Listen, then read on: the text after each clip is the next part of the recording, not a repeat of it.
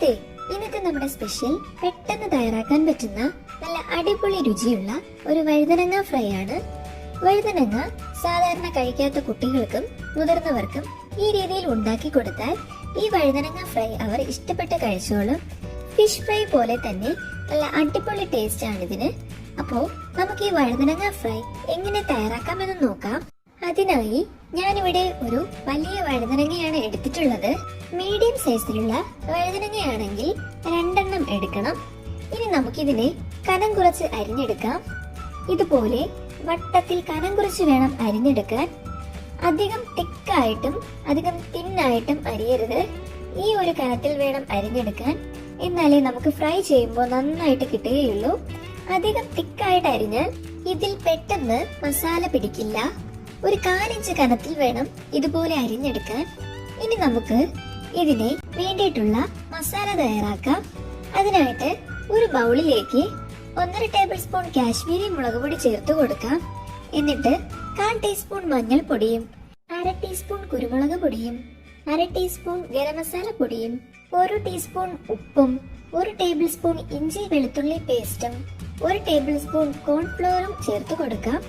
Cornflour ഇല്ലെങ്കിൽ അരിപ്പൊടി ചേർത്താലും മതി. ഉപ്പ് ആവശ്യത്തിന് മാത്രം ചേർക്കുക.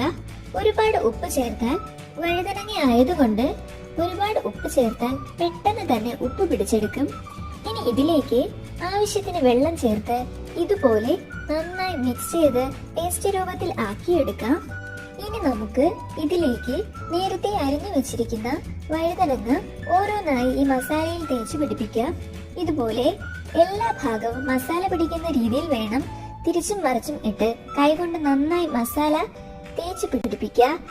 എല്ലാ വഴുതനങ്ങയിലും മസാല പിടിപ്പിച്ചതിന് ശേഷം ഇതിനെ ഒരു 20 മിനിറ്റ് വരെ മാഗ്നറ്റ് ചെയ്യാനായി മാറ്റി വെക്കാം. അപ്പോ ഈ മസാലയൊക്കെ ഇതിൽ നന്നായിട്ട് പിടിക്കും. 20 മിനിറ്റിന് ശേഷം വഴുതനങ്ങ ഫ്രൈ ചെയ്യുന്നതിനായിട്ട് ഒരു പാൻ ചൂടായതിനു ശേഷം അതിലേക്ക് വെളിച്ചെണ്ണ ഒഴിച്ചു കൊടുക്കാം.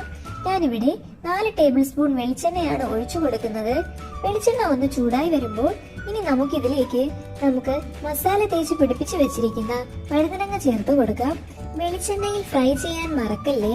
വെളിച്ചെണ്ണയിൽ ഫ്രൈ ചെയ്യുമ്പോഴാണ് വഴുതനങ്ങ ഫ്രൈ നല്ല ടേസ്റ്റ് ആയിട്ട് കഴിക്കാൻ പറ്റുന്നത്.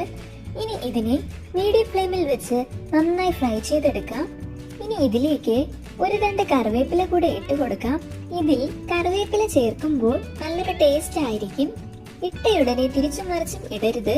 1 മിനിറ്റ് കഴിഞ്ഞതിന് ശേഷം വേണം തിരിച്ചിടാൻ, അല്ലെങ്കിൽ മസാലയൊക്കെ ഇളകി പോകും. 2 സൈഡും 2-3 തവണ തിരിച്ചും മറിച്ചും ഇട്ട് ഫ്രൈ ചെയ്തെടുക്കാം. ഇതുപോലെ ഫോർക്ക് ഇട്ട് കുത്തി നോക്കുമ്പോൾ നല്ല ക്ലീൻ ആയിട്ട് ഫോർക്ക് വരുവാണെങ്കിൽ ഇത് നന്നായി മൊരിഞ്ഞിട്ടുണ്ടെന്നാണ്. ഇപ്പോ ഏകദേശം ഒന്ന് മൊരിഞ്ഞു വന്നിട്ടുണ്ട്. ഇതിൽ നമ്മൾ കോൺഫ്ലോർ ചേർത്തത് കൊണ്ട് നല്ല ക്രിസ്പി ആയിട്ടിരിക്കും വഴുതനങ്ങ ഫ്രൈ ഇരിക്കുന്നത്. ഇതുപോലെ വഴുതനങ്ങ ഫ്രൈ ഉണ്ടാക്കിയാൽ കഴിക്കാൻ നല്ല ടേസ്റ്റ് ആണ്. എല്ലാവരും ഇതുപോലെ ട്രൈ ചെയ്യണേ. അതിന്റെ കൂടെ എന്റെ ചാനൽ സബ്സ്ക്രൈബ് ചെയ്യാത്തവരുണ്ടെങ്കിൽ ഒന്ന് സബ്സ്ക്രൈബ് ചെയ്യണേ.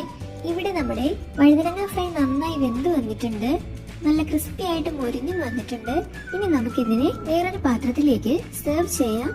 ഈ വീഡിയോ നിങ്ങൾക്ക് ഇഷ്ടപ്പെട്ടാൽ ഒരു ലൈക്ക് തരണേ. എല്ലാവരും ഇതുപോലെ വഴുതനങ്ങ ഫ്രൈ ഉണ്ടാക്കി നോക്കിയിട്ട് നിങ്ങളുടെ അഭിപ്രായങ്ങൾ കമന്റിലൂടെ അറിയിക്കണേ. ഈ വീഡിയോ നിങ്ങൾക്ക് ഉപകാരപ്പെട്ടാൽ നിങ്ങളുടെ ഫ്രണ്ട്സിനും ഫാമിലീസിനും കൂടെ ഷെയർ ചെയ്യണേ. അപ്പോൾ മറ്റൊരു വീഡിയോയുമായി വീണ്ടും കാണാം. Thank you for watching. Bye bye.